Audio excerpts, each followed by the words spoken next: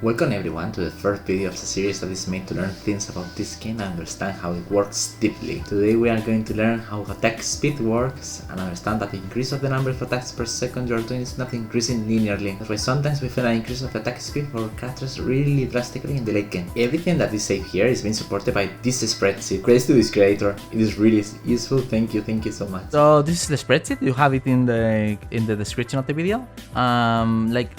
You have here every character. The creator is uploading every character. I don't know who the creator is, but thank you so much for making this spreadsheet. It is really useful. I love you. For example, we are going to do an example with Cinderace.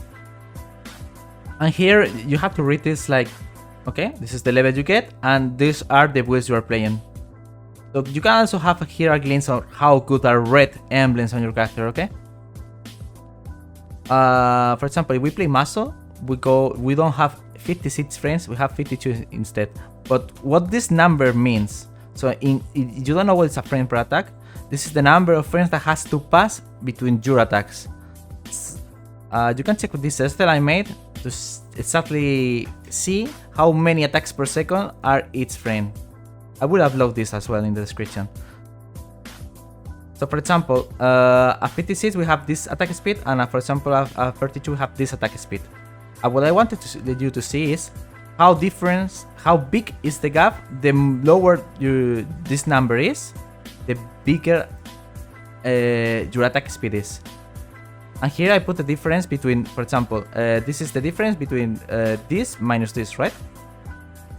So at higher values you can see that this difference is not that big, but once you are getting to lower values, this is insane. For example, like the gap between 16 and 20 is 0.75. This is almost one attack difference. This is unreachable, by the way, but this is the highest maximum attack speed you can get. For example, you can see it here, for example, in Cinderace. If we want to manipulate these values and to actually see or theorize one build we want to make, we have to go for this and make a copy. Now, in this copy, we can manipulate those values. So for example, this is Cinderace play, so this is the passive that we get once we are half HP. You can see that it changes every number in the table. So if we have a Blaze Kit Plus that we get at level 11, we can get to this 20 frames, and this means 3 attacks per second, okay? But we can go beyond. We can go beyond with Cinderace. We can use Edge Attack, or we can use Unite Buff, or both. So we can get to this insane attack speed. This is almost 4 attacks per second according to my table.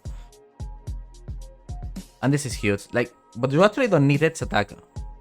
You can also have a Blissey Helping Hand or a Mew Coaching. Probably in the current meta, with Sableye right there, lurking and making your life impossible, this build is not the best. But this build, I think it's the most DPS with Helping Hand, especially if Helping Hand is plus. It's one of the best builds you can have for DPS in any target. Like, it can be an objective or any tanky target in the game. So I have this explanation on how to use this spreadsheet. It was useful for you, and I recommend you to actually navigate between characters to see only a few characters can get to really high attack speed values. For example, speedsters like ABSOL that didn't get to there. So they get really benefit from, for example, Edge Attack. Or it depends. For example, if we get Edge Attack, Helping Hand, and Coaching, we can get really high values. But I mean, this is not doable in a solo queue game for sure. Playing Blissey and Mew is not really rare, but together, just to support one target, I mean, you can consider it as well. So I hope this was useful for you. By the way, also we can check in Unite DP, the attack speed of every character, but in general, there's those guys are attackers, as you can see, the 5 attackers. Those are the ones that have the highest attack speed in the game. But for example, if you check for all-rounders, they don't have many attack speed in the game. And supporters either. I mean, Hoopa has actually a big, because his ultimate it's auto attack and base.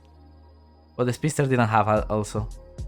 Talonflame is the best the attack speed. Also, he has the highest class in the game, guys. Take this in count. That's why I play in scope lens lately on here. And I'm not having bad results, but it's a bit lucky pace, not gonna lie. So, yeah. By the way, I tried to reach the highest attack speed in the game to see how it looks like, and I think we get it. Thanks for waiting, Francis, for helping me to reach it. Bit low. So this was it for this video. I hope you learned, and if it was useful for you or you want to discuss or comment something about it, please tell me in the comments below. Next video will be focused on how character skills and what build suits for them. Thank you, cuties. See you.